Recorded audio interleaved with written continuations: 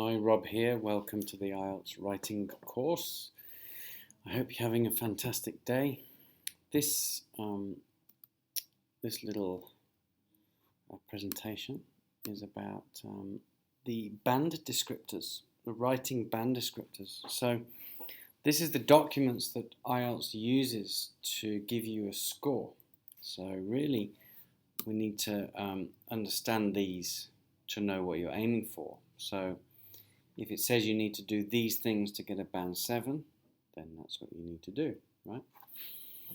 So it's essential wherever you get advice to make sure that the person giving your advice understands these documents. If they don't know what you're doing. So this is the IELTS Task 1 writing band descriptors, the public version. So you can download these from the internet for free, and we can also send them to you as well, or put them in our course, that's fine. So this is just a basic introduction to these. In other parts of this course we will get into the more precise details of them. But basically we've got, the examiner is going to give you 4 scores.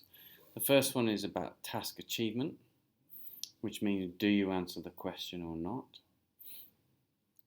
The next one is coherence and cohesion. So coherence means are you understandable? So are your ideas structured in the right way? And cohesion is about the connection of ideas. So how are you connecting your ideas? And then lexical resource. Is vocabulary, so the range of, look at the language in here, a wide range of vocabulary. So it's about range and accuracy. So using lots of different types of words and also not making mistakes. Then we've got grammatical range and accuracy. So again, using a range of grammatical structures, not always the same type of sentence or structure. And then again, accuracy means not making mistakes. So you're going to get 4 marks there. You can see it goes from band 9 down to 876, and on the next page 543210. So what you need to understand about this document is that you need to get all 12 points. So there's 12 things to do for a band 7. If you don't do one of them, then you're not a 7 in that band, so you'll drop. So you need to do all of them. You can't just have good grammar range, you must also have grammar accuracy as well. So it's a bit like this race. This is called the hurdles race in English. So if you're running this race and you hit one of them, you can't win. So for example, trying to use very high level vocabulary is a waste of time if you don't know how to use the word correctly. So a lot of people waste their time by thinking about amazing words, very high level words, but they don't really know how to use them. They don't know how to put other words with them. They don't know the collocation of these words. They often don't know the precise meaning. So a lot of effort and energy goes into studying and learning vocabulary, but is it the right vocabulary? That's the question. So if you don't know how to use it, it's going to limit you to a band 5. Same with the grammar really.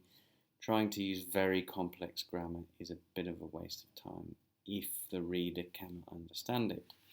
So you've got to get everything. You've got to get the range and the accuracy. You can't just have great words. They have to be connected to other words as well. They have to have good collocation. So we need to concentrate on all aspects of the band descriptors for you to get your score. Okay. Now the task achievement is, do you answer the question? This is the most difficult area for sure. Most students have a disaster in task achievement, both in the general test and the academic. General is often better done, but the academic task 1 writing is a complete disaster usually, or certainly not as good as it could be. Coherence and cohesion, how do you structure ideas? There are different rules in different languages about how to connect ideas and how to write essays and structure things. Lexical resource, is your vocabulary appropriate, precise and not repetitive? So again, don't try to use very complicated words, overly complicated, okay? It's a waste of time. Understand the effect of your language on English. So you'll find that depending on your level, your first language, of course, has a big influence on your second language. So we have these other Englishes like Chinglish, Spanglish and Konglish, which is English from China, English from Spain or Spanish speakers, and Korean. So the way that we talk about grammar on this course will show you the rules in English of how to make sentences. You need to think about how you make sentences in your language as well, because all we need to do is change the rules, which means you need to understand both. So we will look carefully at that. Then we've got the task 2 writing band descriptors. So task 1, general training, is the letter. In academic is the academic report, which could be some numbers in a table or graph or chart. Then we have a diagram or a map, and then we have the process. So 3 different types. In the task 2, you've got the essay, 250-word essay, and again, the examiners are going to give you 4 different marks again. Task response is very similar to task achievement, but for example, we're focused a lot on having a clear position. It means that your ideas and your opinion are clear to understand throughout the response, as it says. So that's different to task achievement. There are a few other differences as well, but that's the big thing that we'll be concentrating on.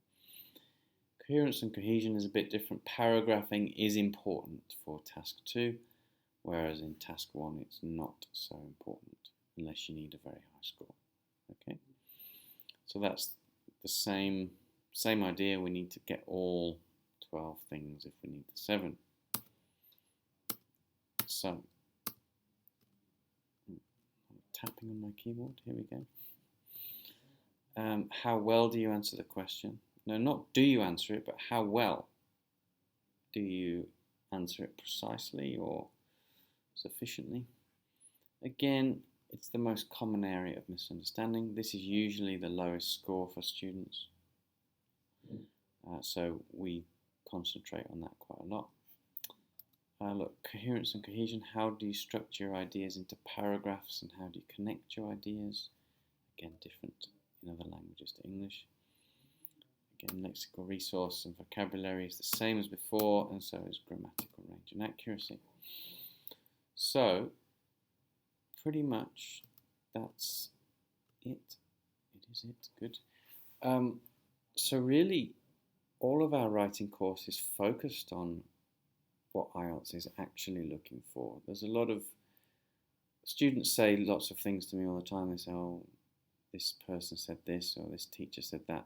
And a lot of it is not correct information. So that's the goal of us in this course, is to make sure you understand exactly what to do and that you can do it and get your score and move on with your life.